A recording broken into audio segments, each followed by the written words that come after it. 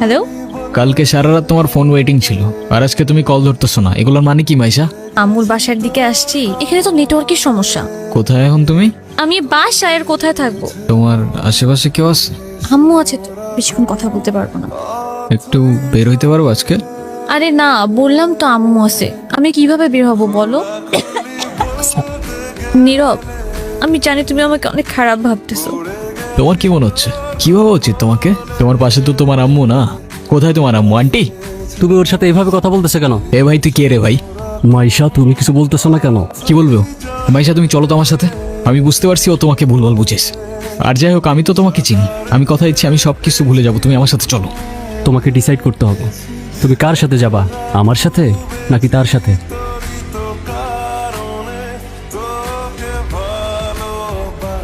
নীরব, নীরব, তুই এগুলা কি করতেছস? পাগল হয়ে গেছস?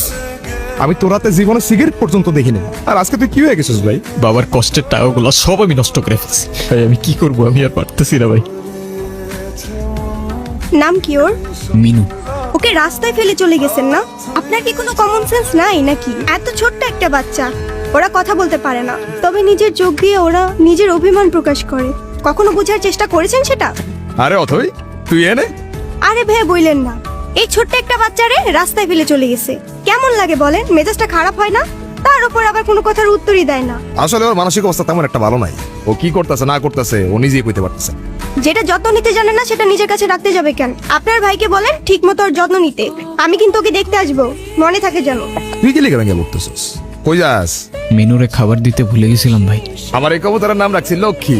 হাই মিনি, এটা ওর জন্য। আচ্ছা অথই, এইটা হইতাছে আমার সম্পর্কে স্বাস্থ্য ভাই। আর নীরব, এটা অথই আমগো বাসার বিল্ডিং এর 5 তলায় থাকে। আসসালামু আলাইকুম। বিড়াল ভয় পান না? বিড়াল ভয় পাবো কেন? যারা বিড়াল ভয় পায় তারা আবার মানুষ নাকি? মিনুকে দেখে মনে হচ্ছে ও আপনাকে অনেক দিন ধরে চেনে। ওর মতোই আমার একটা বাবু ছিল, ও হারাই যাওয়ার পর আমি এত কাঁদছিলাম। আর খুঁজে পান নাই? আমি ওকে একদিনের জন্য আমার বাসায় নিয়ে যাই। আপনাকে দেখে মনে হচ্ছে ওদের অনেক ভালোবাসেন।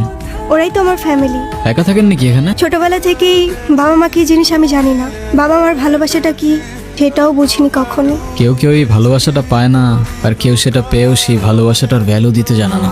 তো কফি নিয়ে আর কতক্ষণ বসে থাকবা? কিছু অর্ডার করবো না?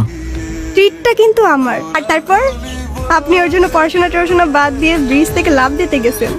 এই যুগে কেউ কারোর জন্য মরে? মজা নিচ্ছো না? আপনি অনেক ভালো একটা মানুষ।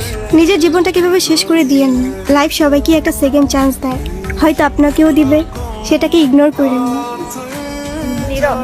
আমি জানি তুমি আমার সাথে কথা বলতে চাও না। অনেক বড় ভুল করছি নীরব। তুমি আমার সামনে থাকা সত্ত্বেও আমি ভুল মানুষটাকে চুজ করছি।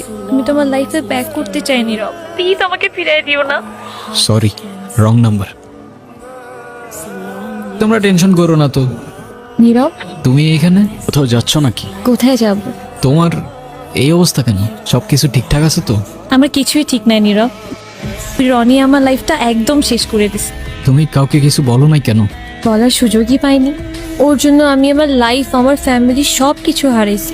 বাদ দাও, যা হবার তো হয়েই গেছে না। ভালো থাকার চেষ্টা করো, জীবন অনেক সুন্দর। আমি তোমাকে ছাড়া কখনোই ভালো থাকতে পারবো না, এটা তখন আমি বুঝিনি। দুনিয়াটা কি আজব, তাই না?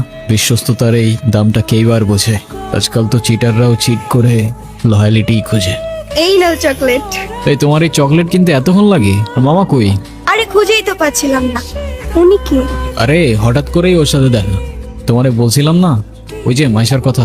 ভালোই তো আছো মনে হচ্ছে। অবশ্যই ভালো আছে। এই চলো তো।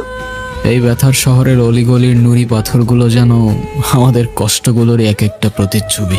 আর সেই কষ্টগুলোর মাঝে আমরা আমাদের জীবনের হাল ছেড়ে দিলেও জীবনের একটা মোড় হয়তো আমাদের সবাইকেই একটা সেকেন্ড চান্স দেয়।